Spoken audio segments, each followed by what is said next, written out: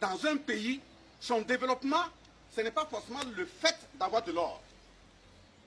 Ce n'est pas forcément le fait d'avoir la mer.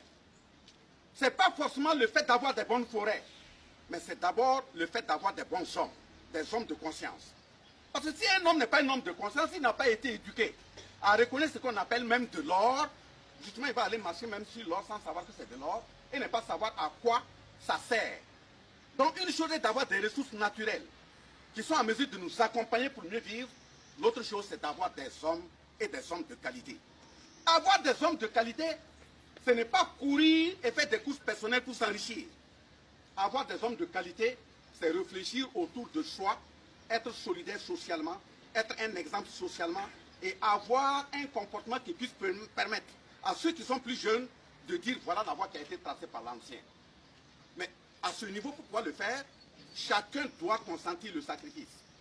Si je viens monter le drapeau et je retourne au bureau, et le stylo que je tiens pour signer des passations des marchés, c'est pour donner à des copains qui vont piller le pays, c'est pour donner à des individus qui vont aller construire des bâtiments qui seront raflés par le vent. Parce qu'on m'a ramené 30%, je n'ai pas monté le drapeau et je suis venu jouer au théâtre. Si je suis un chef traditionnel, après avoir monté le drapeau, je suis capable d'aller m'asseoir avec mon couteau et que quelqu'un, un politicien vient, il vient tenir un langage de division du pays, de division des communautés, et il me donne une enveloppe, tout en sachant que ces actes ne sont pas bien. Je ne suis pas en mesure de lui dire la vérité, je ne suis pas venu monter le drapeau, je suis venu faire du théâtre.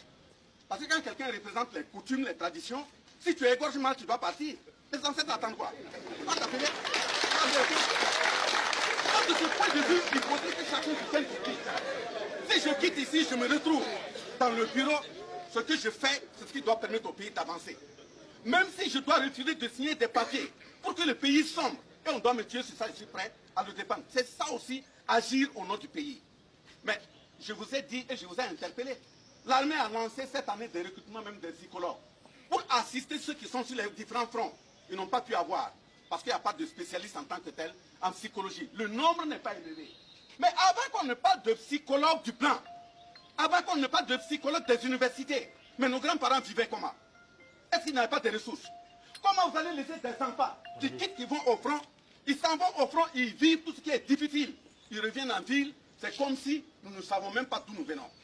Il a été dit que si on envoie un gendarme, si on envoie un policier, si on envoie un douanier, si on envoie un ouais forêt, si on envoie un militaire au front, s'il reste au front, ça veut dire que s'il tombe là-bas, c'est vrai que c'est au nom du pays, la honte, ce n'est pas lui qui est tombé. La honte, c'est vous, la famille de laquelle il appartient, vous n'avez pas été capable de vous assumer avant qu'il n'aille au front. Vous faites quoi? Des parents ont été en Allemagne, ils sont revenus. Des parents ont été en Indochine, ils sont revenus. Des parents ont été en Algérie combattre, mais ils sont revenus. Mais nous faisons quoi? Donc il ne suffit pas seulement de venir monter physiquement le drapeau. Le drapeau doit être maintenu constamment présent dans nos têtes. Ça veut dire quoi? Si vous êtes dans une famille, vous êtes dans une communauté, vous constatez qu'il y a un enfant de cette communauté, son comportement n'est pas correct. Il va dans le sens de la division du pays, il va dans le sens de la division des communautés, que ce soit en comportement ou en langage, appelez-le, asseyez-le et dites-lui la vérité. Mais vous ne le faites pas. Vous voyez, les gens parlent, les gens agissent. Certains, parce qu'ils ont de l'argent, vous savez très bien qu'ils apparaissent dans toutes les télés, ils disent du n'importe quoi pour diviser le pays. Mais en même temps, ils te rejoignent au village. Ils viennent, ils te saluent parce qu'il a l'argent, ils prennent des enveloppes, ils te donnent, tu prends, tu